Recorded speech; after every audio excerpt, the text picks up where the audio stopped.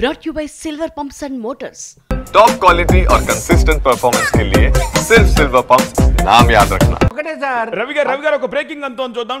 ఢిల్లీలో ముస్లిం స్థానాల్లో 12 ముస్లిం డామినేటెడ్ స్థానాల్లో 7 చోట్ల బీజేపీకి స్పష్టమైన లీడ్ కనిపిస్తోంది.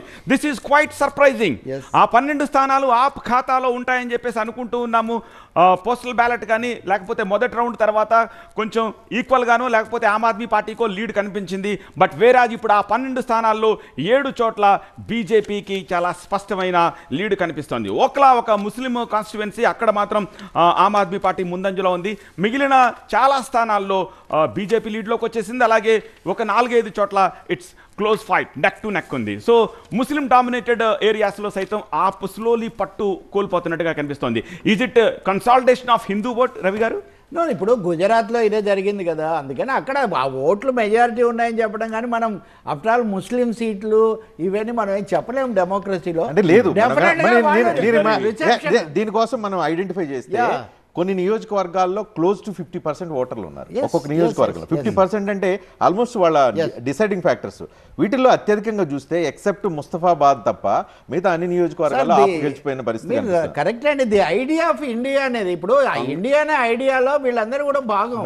దాన్ని కేవలం మతపరంగా కేవలం కానీ బీజేపీ రేపు క్యాంపెయిన్ చేసుకునే దాంట్లో సాయంత్రం ప్రధానమంత్రి నరేంద్ర మోడీ గెలిచిన తర్వాత ఆయన క్యాంపెయిన్కి వస్తారు, ఆయన మాట్లాడటానికి వస్తారు.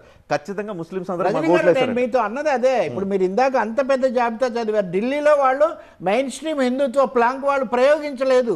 దాని బదులు మహిళలకు ఇన్ని ఇస్తాము, ఇది ఇస్తాము ప్రకటించిపోయిన బీజేపీకి దట్ ఐడెంటిటీ. ఇందాక స్నానం లాగే అక్కడ వెళ్ళి తీర్థాలు రెండు ఉభయతారకంగా ఇటు తాయిలాలు ప్రయోగించారు, అటు తీర్థాలు కూడా ప్రయోగించారు. సుధాకర్ గారు మీరేమంటారు? ఈ ముస్లిం ఎంఐఎం కీ రోల్ ప్లే చేసిందండి. ఎంఐఎం ఓట్లు చీల్చిందా? అంతే అనుకోవాలి. But MIM contested only 2 seats. MIM contested only 2 seats. Muslim dominated area. They targeted on 10 to 12 seats. Target చేయడం అయితే చేశారు బాగానే చేసి. మన ఎంబీటీ నుంచి ఇక్కడ నుంచి అమ్జదుల్లా ఖాన్ గారు కాంగ్రెస్ కి మైనారిటీ ఓట్ కొన్ని షిఫ్ట్ అయినా అది బీజేపీకి లాభం. బీజేపీకి లాభం.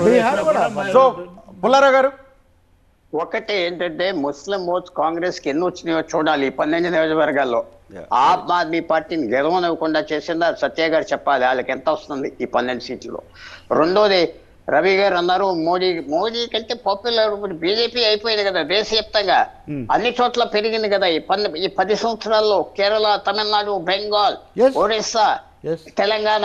సో ఇప్పుడు కేజ్రీవాల్ ఓడిపోతే అతను తగ్గిపోతాడు, సర్వైవల్ అని నేనన్నా. మోడీ గెలిచినా ఓడిపోయినా బీజేపీ బలంగా ఈ 10 సంవత్సరాల్లో వచ్చింది కదా. సో అది తేడా. కేజ్రీవాల్ ఆయన పార్టీ కంటే బలవంతుడిగా ఉన్నాడు. మోడీ ఆయన BJP more stronger now then Modi or anybody. అది తేడా. బీజేపీ ఓడిపోయినా సర్వైవ్ అవుతారు. మోదీకి వచ్చాయి కదా.